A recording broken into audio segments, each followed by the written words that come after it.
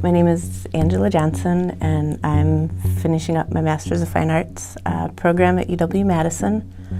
I'm a third year in the photo department, but I do a lot of installation type photography work, thinking of photography as sculpture.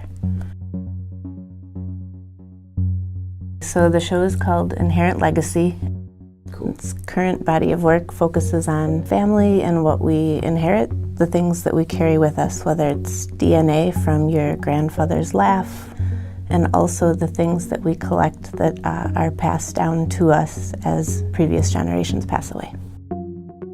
It can be found on the second floor of Central Public Library, which to me was a really great fit with the family theme. My grandmother lived less than half a block from the public library and was an avid reader, avid supporter of the library for about 20 plus years. And the fact that local history is stored on the second floor, and that's where this show is really meaningful and relevant. My mom's earrings. Your mother? And the little container. Oh, the little container? Yeah, there's a bunch of stuff, yeah. Did you read it? That's Yeah. And that's the frame. I broke the show down into a series of different pieces. One is a 46-inch large mirror that has an image printed of my grandmother and great-grandmother in 1918 on the east side of Madison. The darker spaces you can see as image, but the spaces that were white within the photograph are mirrored, so you can see yourself into it. So you're looking forward, you're looking backwards, you're seeing the stacks of books behind you, looking back into the Hall of Records. So that was very intentional. There's also a series of shelves that had sandblasted quotes from my grandmother's journal as well, and artifacts passed down from my family over the years, from my grandmothers that have passed away, things from my great-grandparents, aunts. All of the objects within the show are honoring or stand-ins for family members who've passed away. The objects in the cases, not necessarily linear, it's more interpretive, so it's a story that's not necessarily complete. So I feel that each viewer probably takes something different away, and that's okay.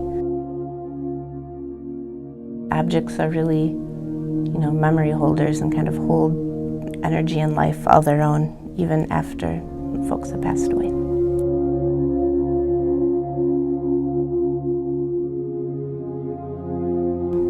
My dad passed down his coral collection, and I wanted the idea of coral to stand in for memory. There's a strong history of both Alzheimer's and dementia on both sides of my family, so thinking about that sort of as a stand-in for memory or lack thereof.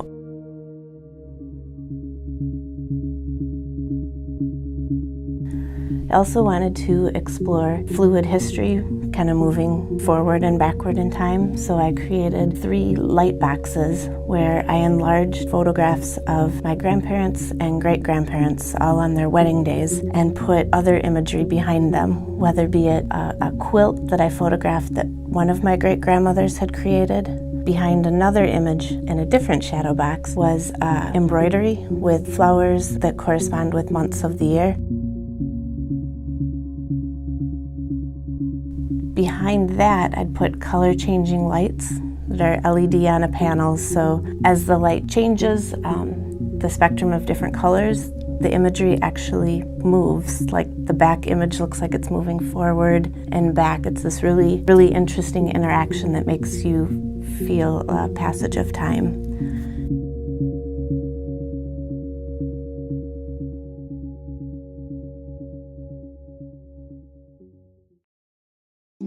One final piece that one could see in the show is a handheld double accordion fold book that I did alcohol transfers of old family imagery. My grandmother took many, many years of writing classes and made journals for the whole family, documenting past life events, things she remembers from her grandparents. And so the words within the book are her words, but in my handwriting, that correspond with the images on the outside.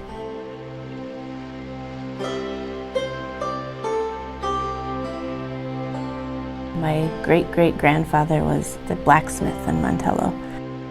Reading through my grandmother's journal and remembering her talking about it when she and her sister would go visit their grandpa, they would get to go down and at a safe distance watch.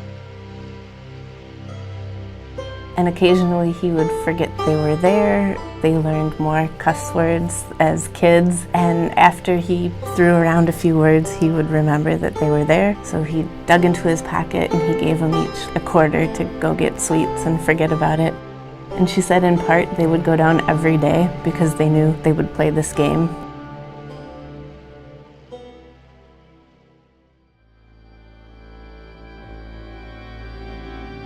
Seeing an image or hearing a phrase can take you back to another time and place that you can't quite, it's ethereal. You can't quite put your fingers on it, but it can be there clear as day.